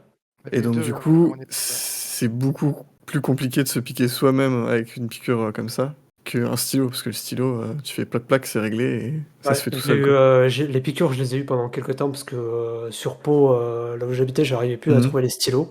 J'ai eu que les seringues et quand tu vois une petite taille de l'aiguille comme ça, là, et tu te Ouais, dis, ouais. putain, il faut que je me plante ça. Bon, Bah, c'est déjà, t'as l'impression surtout, d'être un drogué, mais bon, c'est ça. Bah, se c'est le plus à planter ça encore, près. tu vois, ça va, tu fais ton petit pli de peau, tu le fais. Mais c'est surtout Oui, injecter le produit après, parce que le produit te brûle et te fait mal et oui. tu peux pas te l'injecter toi-même, quoi, c'est trop compliqué. Bah, il Que faut y là, aller le d'un stylo, trait, quoi. ça y va d'un coup, t'as pas le choix, quoi. Oui, ça te fait Donc, du mal, coup, mais t'as pas le choix. De toute façon, c'est ça ça, s'arrête pas le truc, donc. c'est ça, c'est ça. Donc, Ouais, non, en vrai, c'est beaucoup plus simple et pas de douleur particulière et tout, donc c'est vrai que c'est plus tranquille de faire ça, quoi. ouais, c'est nickel. Donc bon, voilà, en espérant ne pas refaire le même séjour en 2022. Ça va 3 années de aller. suite, Ça 3 va années de aller suite, peut-être. c'est bon. Je pense que je laisse ma place. Le Club Med, hein. C'est ça, c'est ça. Je te jure. Loin de là, loin de là. Ah mais c'est vrai que c'est jamais des épreuves faciles et tout. Mais... Bon, la bonne Mm. nouvelle, c'est que au niveau de ta maladie, ça c'était vraiment indépendant de ta maladie entre Ouais, guillemets. là, c'est en dehors de ma C'était volonté, quoi, ouais. c'était la faute à pas de chance entre guillemets dans la C'est ça. cicatrisation quoi. Mm. Mais Après, bon, j'avais déjà vécu l'opération plus ou moins similaire, donc au moins, j'étais pas inquiet sur l'après-opération, la remise en forme, etc. Je savais déjà quoi faire. Donc c'est déjà ça de prix, quoi. Le truc qui fait chier, c'est quoi? C'est quand c'est indépendant de ta volonté, en mode, bah, pour une fois, j'ai bien tout fait, c'est un peu dommage, quoi. Mais et bon. puis t'as évité la poche, on va dire. C'est déjà on va dire Ouais, moindre ça aurait mal pu quoi. arriver. Ouais, c'est ça. Mais les brides étaient quand même un petit peu. Il y en avait une qui était assez dure, était assez conséquente. Donc il y a une petite perforation au niveau de l'estomac. Donc j'ai une petite suture, mais sinon ça a été. Tu sens encore les douleurs de tes sutures internes du coup ou pas du tout? Non, franchement, non, non, du tout. Donc ouais, c'était le petit épisode de Corentin. C'est ça. Il- c'est le chirurgien, il avait oublié un truc dans mon ventre. Il fallait qu'il le récupère. Il a fait genre C'est la ça. paire de ciseaux, on l'a vu là. C'est ça. J'avais mis un billet de 10 là, Et du coup, pour t'as eu pas payer d'impôts, le mec, tu sais. du coup, t'as une opération qui t'a ouvert tout le ventre de haut en bas. T'as pas fait comme enfin, les nouveaux dispositifs avec des petits trous par-ci par-là. Non, bah alors nous, enfin moi je sais pas, mais à chaque fois quand je leur parle de ça, quand ça crône, c'est en mode non, non, le mieux c'est de tout regarder. T'es en mode bon, bah si vous voulez. Mais non, je pense que c'était Hum, aussi du fait que bah, j'avais ma première opération et que la cicatrice était déjà là. Je Ouais. pense que c'était plus simple et moins dangereux pour eux de reprendre la cicatrice existante. Ok. Donc, La bonne nouvelle, c'est que tu as encore de. un nombril. Ah oui! On a eu un Ah, il a doute. failli partir. Il a failli Ouais, il partir a failli avec, c'est ça? partir. Bah la toute première fois, ouais, comme c'était un peu complexe, bah tu sais, ils ouvrent en plein milieu et puis voilà quoi. Donc c'est toujours un peu compliqué des fois au moment de tout remettre en place avec les agrafes, tout ça, que c'était arrivé, bah, c'était pas la même opération, mais c'était un de nos voisins de chambre il y a 3 ans. KLY, Ici. hop. C'est ça, hop, plus de Plus de nombril. nombril. Il est revendu sur le bon coin, plus de nombril. Ah, mais sacré Corentin. Et du coup, les piqûres, pas d'effet secondaire du tout par rapport à Humira que toi, t'avais pas supporté, si je me souviens bien. Ouais, non, Lumira, c'était compliqué, mais C'était là, ouais, c'était rien du tout. ouais, mais c'était l'intraveineuse que j'avais eu moi Ouais, pour le Remicade. d'accord. Mais là, du coup, bah, je l'avais déjà depuis longtemps, depuis 1 an et demi en Mhm. intraveineuse, et là, du coup, maintenant, je le fais en sous-cutané. Toi, Et non, Lumira, tu l'as pas franchement, supporté? Lumira, non, bah, j'avais des effets secondaires très, très, très, très énervés. Ah ouais. Généralement, 3 4 jours après, j'avais une crise pendant peut-être plus d'1 heure de tremblement. Mais quand je dis tremblement, c'est, tu vois, quand tu sors un poisson de l'eau qui frétille. Bah, c'était moi, mais pendant 1 heure. Mais vraiment, hein, je tremblais vraiment de manière très forte, avec des vomissements et tout, du coup. Du coup, j'ai arrêté. Et on a une question du coup de Clochette dans le chat qui me demande si on a un suivi annuel de notre médecin ou pas. Je vais laisser les gars répondre en premier. Toi Johnny, j'imagine que tu as un suivi même plus régulier qu'annuellement. Ouais, moi j'ai toujours un suivi annuel, de toute façon, même avant, voire tous les 6 mois, parce que quand c'était pas stabilisé. Et là, là c'est tous les 3 mois avec le protocole que je suis. Et il y a aussi urgence, on appelle et la semaine d'après, on est à l'hôpital ou chez le Ouais. gastro. Donc ouais, un suivi annuel et aussi changer beaucoup de médecins à chaque fois pour d'autres avis ou parce que changer de vie tout simplement. Mais ouais, faut être suivi quoi. Et du coup, on a de la chance en France d'avoir un remboursement à 100% pour cette maladie-là. Ouais. Donc tous les frais sont remboursés et quand tu as des soins à 1500 euros, c'est plutôt C'est sympa. C'est ça. sous ALD, ouais, c'est ça. Mais ça fait pas très longtemps que la maladie fait partie de l'ALD. Toi Corentin, du coup, c'est tous les 6 mois aussi, si je me trompe pas. Ouais, quand ça se passe bien, c'est tous les 6 mois. Sinon, c'est sûr que s'il y a des trucs à voir, ils te redemandent de te voir un petit peu plus fréquemment. Et c'est vrai que du coup, il y a le gastro-entérologue, mais il y a aussi très souvent, ils vous demandent d'être aussi suivi par une dermato. Oui. Parce que comme on a beaucoup de traitements, ça peut aussi créer des soucis de peau, de cancer de la peau, de choses comme ça. Donc ils demandent aussi d'essayer d'être suivi par un dermato à côté. Et toi Julien, du coup, ça correspond à... C'est comment ton suivi annuel à toi? 6 mois. Tous les 6 6 mois. mois. Ouais. Tous les Et 6 mois. tu fais dermato aussi? Elle me l'a dit 2-3 fois, mais j'ai jamais pris rendez-vous, non. J'ai eu une période où je faisais de l'eczéma. Au début, quand j'ai rencontré ma copine, ouais, je faisais beaucoup d'eczéma.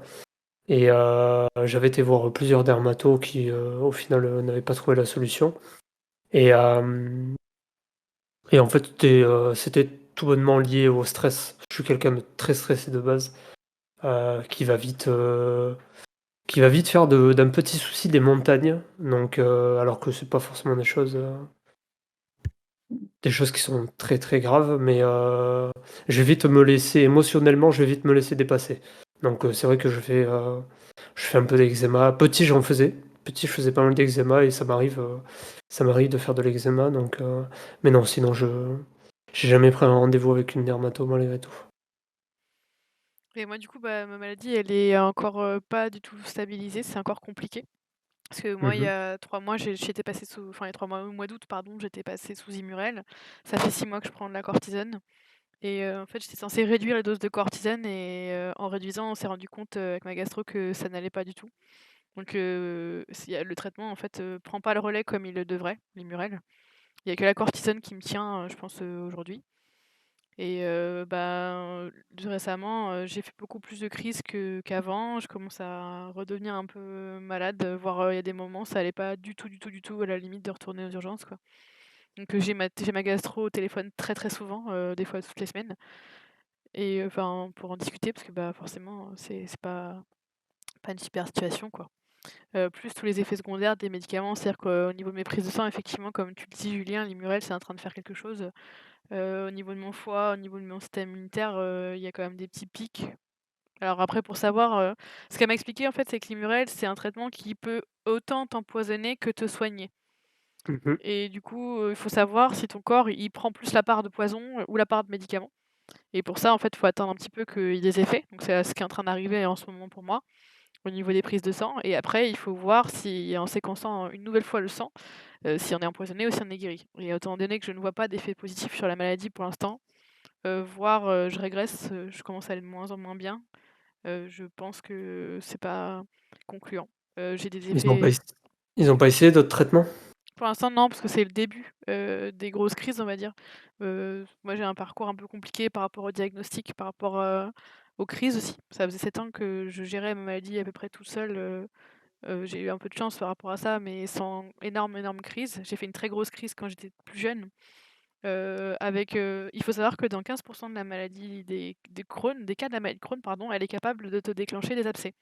C'est, une, tendance que certaines maladies de Crohn développent et moi, en fait, j'ai fait ça. J'ai fait un abcès, j'ai fait une infection, j'ai fait une grosse crise et c'était pas forcément lié au début, enfin facilement identifiable comme étant, la maladie de Crohn et donc ouais, ça a été hyper compliqué. Et là, cet été, en fait, j'ai refait 2 grosses crises, coup sur coup. Donc une bonne iléite, et ensuite une crise au niveau du côlon plus violente avec, des 25 fois par jour aux toilettes et tout, je comptais pour la gastro. Hospitalisée 10 jours, voilà quoi, pas terrible. Et 10 jours encore ça va, c'est pas mais c'était surtout l'état quoi, les douleurs et cetera. Et là depuis, j'essaie les Murel pour me stabiliser, mais je vois bien que ça marche pas très, très bien.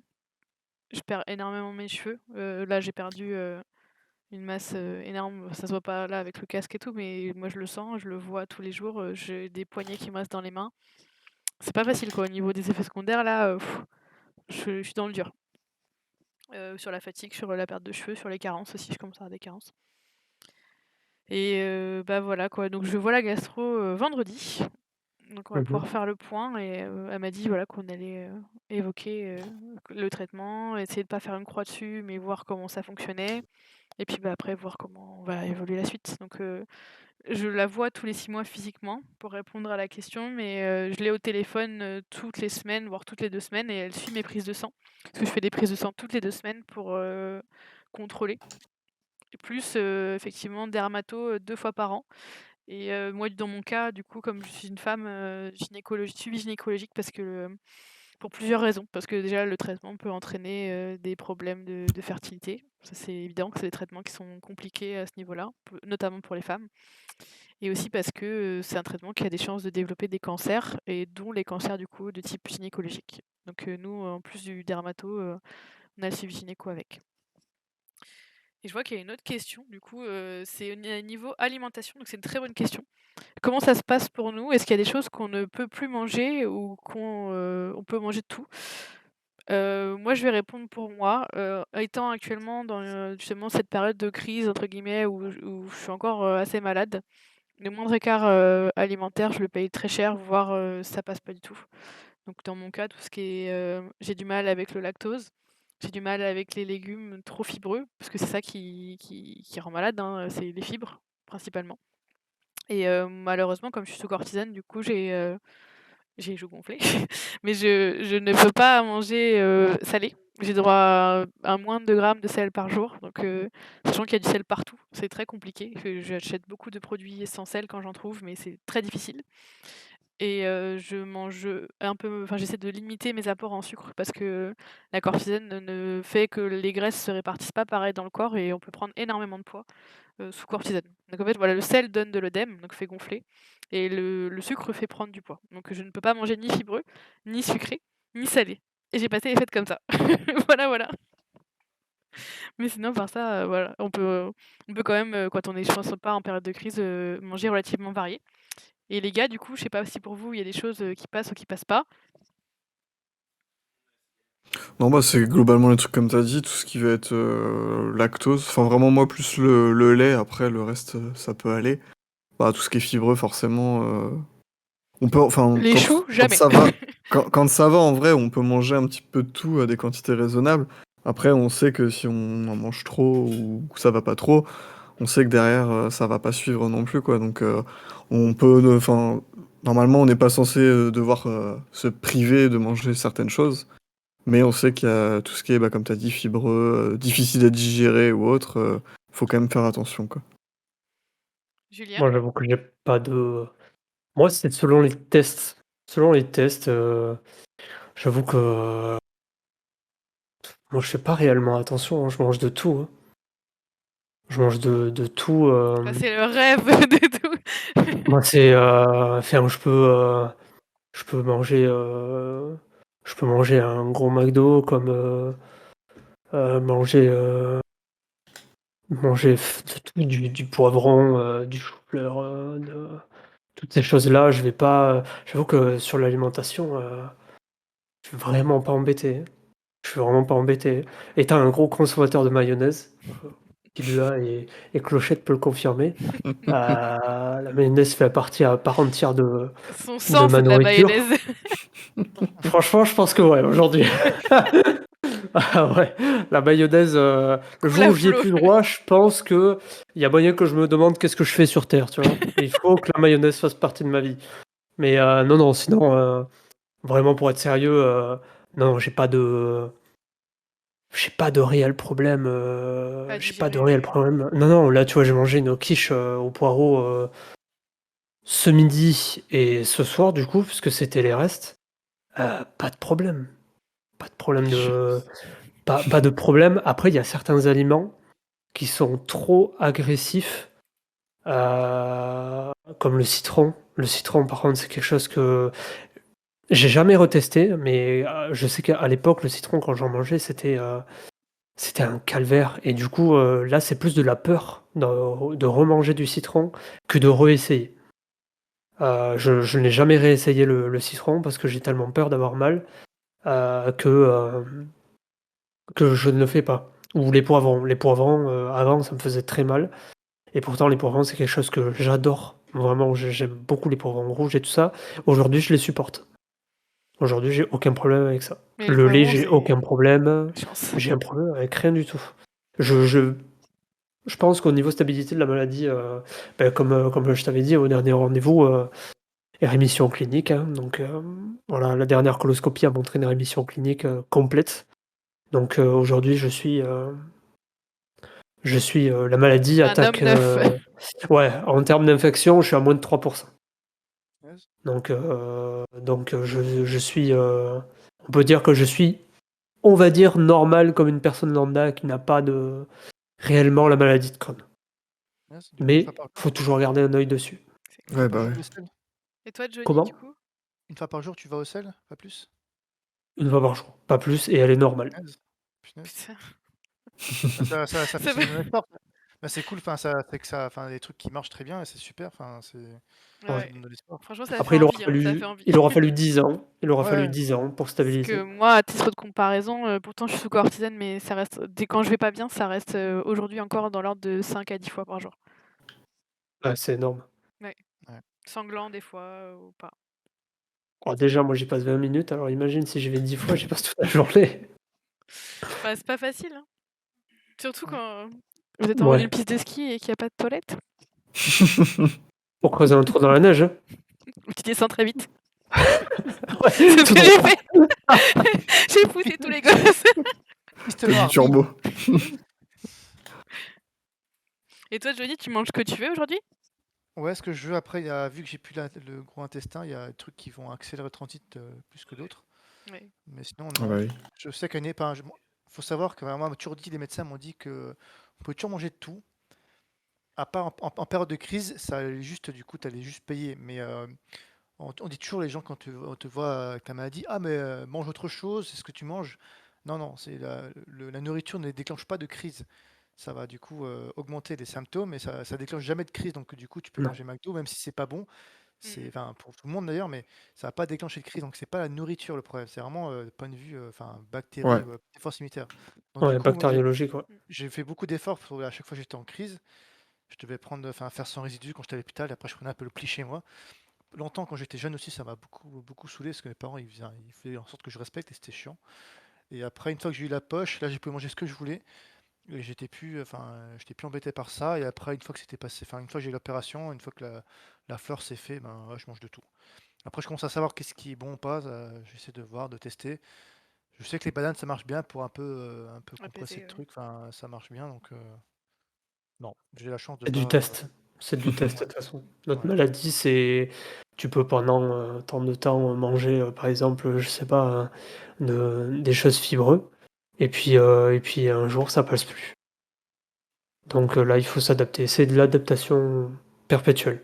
C'est vrai. C'est chiant, c'est chiant. Ça, je suis d'accord avec toutes les personnes qui sont atteintes par cette maladie. La maladie de Crohn peut te laisser tranquille pendant des années et le jour où elle ne veut pas te laisser tranquille, ça peut durer 2 semaines, ça peut durer 3 mois, ça peut durer 1 an, ça peut durer 5 ans, ça peut durer 10 ans. Tant que la stabilité n'a pas envie de se remettre en place, tu tu devras te combattre, mais tu te combats contre toi-même et contre la maladie. Bah, C'est ouais, comme ça. on le disait, les humeurs et cetera, le stress, on en parlait tout à l'heure, Ouais. c'est hyper important d'être bien entouré, d'être zen, de pouvoir gérer ses émotions. C'est tellement primordial, dans la maladie. Parce que vous le sentez, vous qui C'est-à-dire, quand vous avez une émotion, même quand vous êtes content, c'est pas une émotion négative forcément, hein, et votre ventre, il Ouais. va se serrer un petit peu, ça fait quelque chose dans le ventre. Et nous, ce genre de Rien que choses rigoler, hein. ouais, Rien que rigoler, hein. et nous, ce genre de choses, c'est horrible, mais on doit aussi se restreindre d'être, trop émotif dans tous les sens du terme, parce que ça accentue nos symptômes, quoi. C'est hyper difficile, Ouais. c'est hyper difficile. Parce qu'on est des humains après tout, donc on stresse, on est content, on est triste. C'est des choses on est en colère même des fois, ça fait ça aussi, hein. Et oui. Mais voilà, Et c'est maîtrise, gestion, rigueur, c'est les mots, que tu as utilisés, hein. Hygiène de vie, c'est les maîtres mmh. mots, je pense, hein, de l'homme en réémission que tu es. Alors, je t'avoue que, rigueur et tout ça, ma copine doit rigoler aussi. Derrière son téléphone, c'est rigueur, clairement rigueur. C'est pas une marque de Non, maillot, ça, rigueur? Rigueur non, à Paramora. non. Si ça l'était, je l'aurais testé, tu vois? Toujours avec de la Mais, rigueur. non, c'est vrai que rigueur et tout ça, moi, souvent dans des rechutes, je me suis étonné en me disant: «Ouais, putain, pourquoi je rechute?» mais, mon petit côté intérieur me disait: «Non mais garçon, arrête de te foutre de la gueule du médecin, tu sais très bien pourquoi t'en es arrivé là». J'avoue que j'ai pas toujours été très rigoureux. Hem, c'est Tu obligé de te fixer des limites. Si tu te fixes pas des limites et que tu te dis: «Je suis plus fort que tout le monde», bah, la maladie va te dire: «Non, moi je suis plus fort que toi. Tu peux être plus fort que tout le monde, mais moi je serai plus fort que toi», et c'est là où tu tombes, et quand tu tombes généralement, accroche-toi parce que il faut se relever. Il faut se relever derrière, et quand tu en as marre de parce que je peux te comprendre, hein, Marina, mais quand tu en as marre de devoir continuellement devoir, essayer, réfléchir, tu rentres dans une tourmente où il y a de l'incompréhension, de l'hésitation, de la remise en question. Pourquoi? Est-ce que c'est moi le problème? Est-ce que c'est la maladie? Est-ce que c'est le médecin? Est-ce que c'est les traitements? Est-ce que c'est mon alimentation? Est-ce que c'est mon mode de vie? Tu Il y a des milliers de questions à se poser de pourquoi on n'arrive pas à soigner, et quand on arrive à soigner, qu'on est bien et qu'on retombe malade, ces mêmes milliers de questions pour revenir en boucle, et ça te bouffe parce que vu que ça te bouffe moralement, parce que tu arrêtes pas de poser des questions, mais la maladie, elle est friande de toutes ces situations-là, et elle va pas arrêter, elle va t'attaquer encore de plus belle, et à savoir que le Crohn, moi, il y a une époque, le médecin m'avait expliqué, le Crohn ne peut ne pas forcément attaquer que, l'intestin. Mmh. Moi, il y a une époque, j'avais eu des problèmes au niveau des poumons. Ah oui? Ah oui, carrément. J'avais eu des problèmes au niveau des poumons.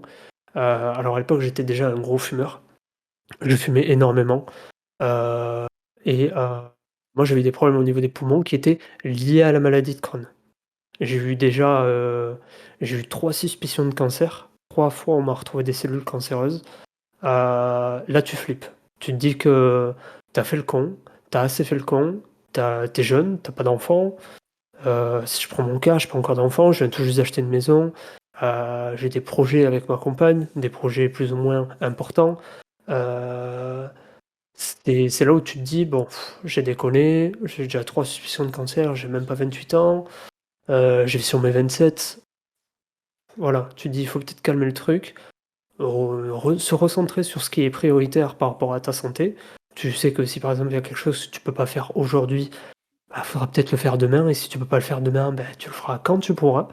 Sauf si c'est des choses qui sont très urgentes, mais si c'est des choses qui nécessitent, un peu plus de temps et qu'il y a le temps, que ça a le temps d'être fait, faut pas te dire: «Je vais me forcer», quitte à te fatiguer encore plus.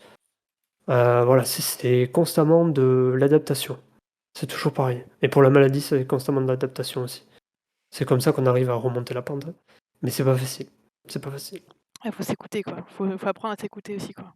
Faut s'écouter, et il faut aussi écouter son entourage. Ça, c'est L'entourage, vrai. malgré qu'ils ne comprennent peut-être pas totalement la maladie parce qu'ils ne la vivent pas, ils vivent ton humeur au jour le jour. Et s'ils te disent: «Beh, voilà, aujourd'hui tu es comme ça, il faudrait peut-être te relever», ou aujourd'hui il faudrait peut-être te forcer un peu à sortir, des choses comme ça, des choses qui sont très importantes. S'écouter, et écouter les autres. C'est sûr, c'est pas facile. Nous, malades de Crohn, c'est pas facile parce qu'on est souvent on se moi, j'ai souvent dans mon cas, Moi, ma copine, elle aime beaucoup sortir, aller voir ses copains, des trucs comme ça. Bon, moi, j'ai toujours vécu un peu, dans mon monde virtuel avec mes amis, sur l'ordi et tout ça. Mais des fois, je suis quelqu'un qui sort pas beaucoup et quand je suis fatigué par la maladie, ça m'arrive que je me sente comme un frein pour le quotidien de ma compagne et c'est hyper dur à gérer ça. Tu te dis: «Putain, je suis fatigué, elle a envie de sortir, Tu on peux va pas venir avec sortir». elle, ouais. Au bout de si tu enfin, moi, Oui, des fois, je suis fatiguée. je vais en soirée et puis je peux pas dire: «Ben, on prend qu'une voiture et on rentre ensemble». Parce que dans ce compte-là, à minuit, je vais lui dire: «Bah, vas-y, on rentre parce que moi, je suis éclaté». Donc tu as constamment l'impression d'être un frein, enfin constamment. Des fois, tu as l'impression d'être un frein pour la personne avec qui tu vis et c'est hyper frustrant. Parce que la personne, elle aura beau te dire: «Mais non, tu es pas un frein», parce que moi, ma compagne, elle fait toujours en sorte, toujours, toujours, elle fait tout ce qui est à son pouvoir pour que je sois bien. Si je suis fatigué, elle va pas m'embêter pour faire quelque chose ou piche ou merde. Mais quand il faut sortir, des fois, elle me force un peu la main. Elle sait me dire quand, je suis trop à la maison ou, elle est toujours quand on va en soirée et que moi je rentre avant, elle est pas dans le jugement. Elle va pas venir me voir en me disant: «Beh, vas-y, reste une demi heure de plus». Non, si je pars, elle sait que, C'est le j'ai fait mon moment, maximum, mais elle sait me dire aussi quand je reste un peu plus longtemps que prévu, qu'elle est contente que je sois resté un peu plus, malgré la fatigue, que je me suis forcé à rester un peu plus, mais que ça m'a fait plaisir de rester, elle sait me le dire.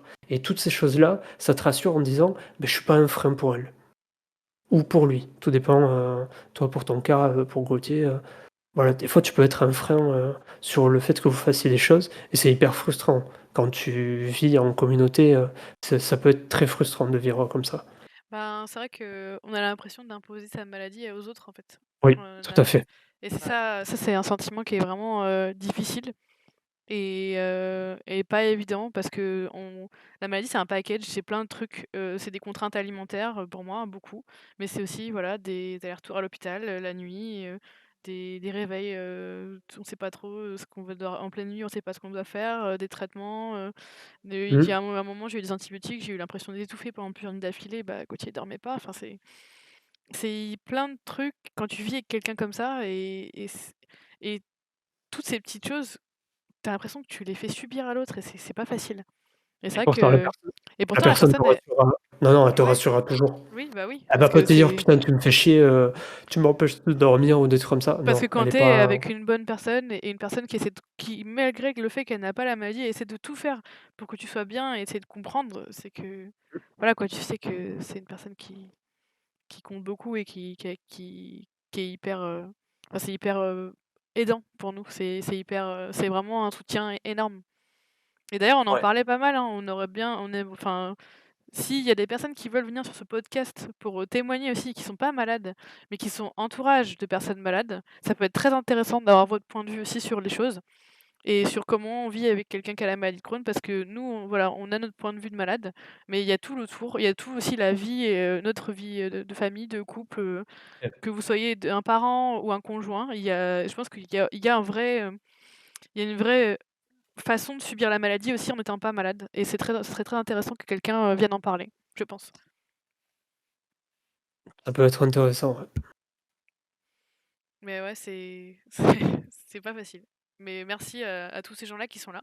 Merci à tous les gens qui sont bienveillants, qui sont intéressés par la maladie et qui, bah, nous aident déjà à nous faire comprendre, et pourquoi pas à faire connaître la maladie pour qu'il y ait demain plus de traitements, peut-être aussi plus d'informations, ce qui nous éviterait à nous, de subir tout ce que disait Julien sur l'incompréhension de la maladie. Et c'est pour ça que ce podcast existe d'ailleurs, c'est pour, qu'à notre échelle, ou vous à votre échelle, vous puissiez contribuer à rendre quelqu'un à l'aise avec sa maladie et peut-être plus à l'aise dans la vie de tous les jours, quoi.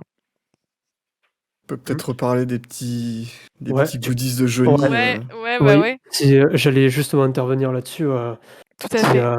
si, tu peux nous représenter un peu la chose Et oui, parce qu'on parce avait que les je sais magnifiques tote bags de Johnny, hein, qui ouais. soutiennent, je vous rappelle, la recherche pour la maladie de Crohn. Mmh mh. Mais désormais, du coup, il faut que je coupe.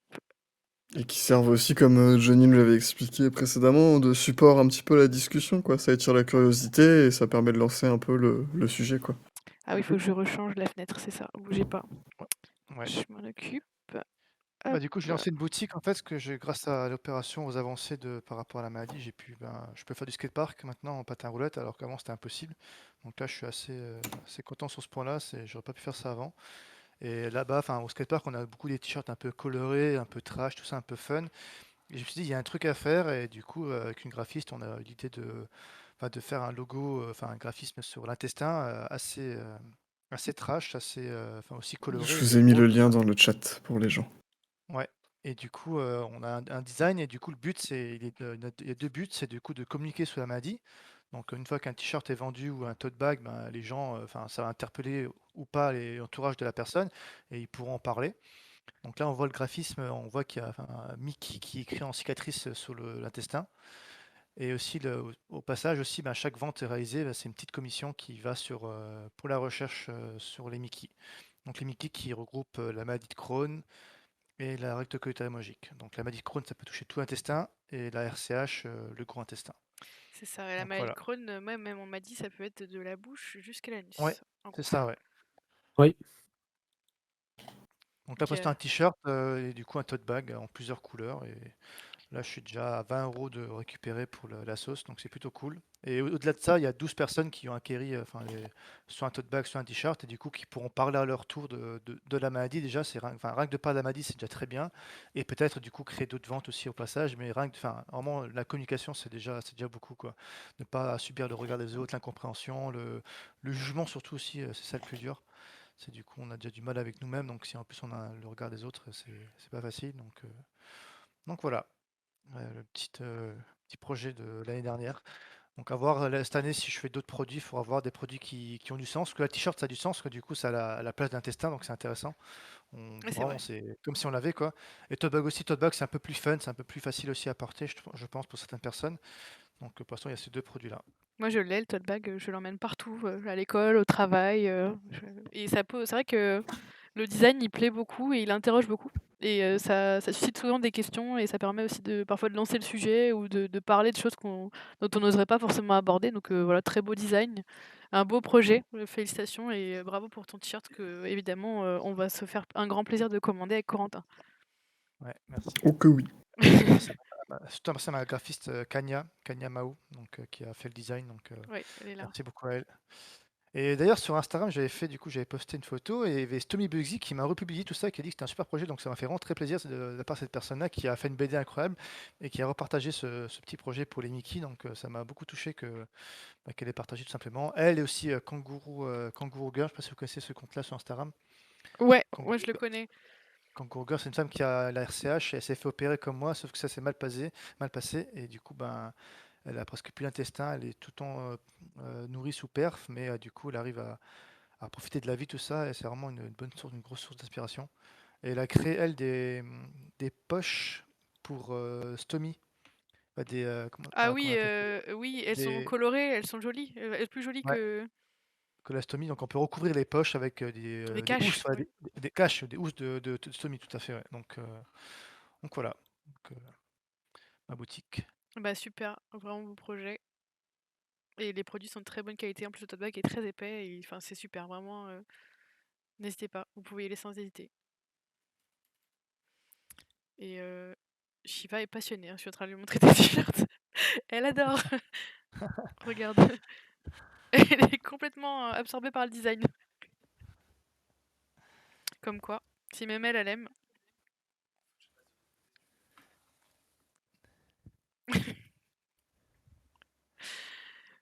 Et bah, voilà, je pense qu'on a fait une bonne session. Est-ce que, il y a des personnes dans le chat qui ont des questions encore à poser ou, est-ce que vous voulez réagir par rapport à ce qu'on a dit? Moi ça va.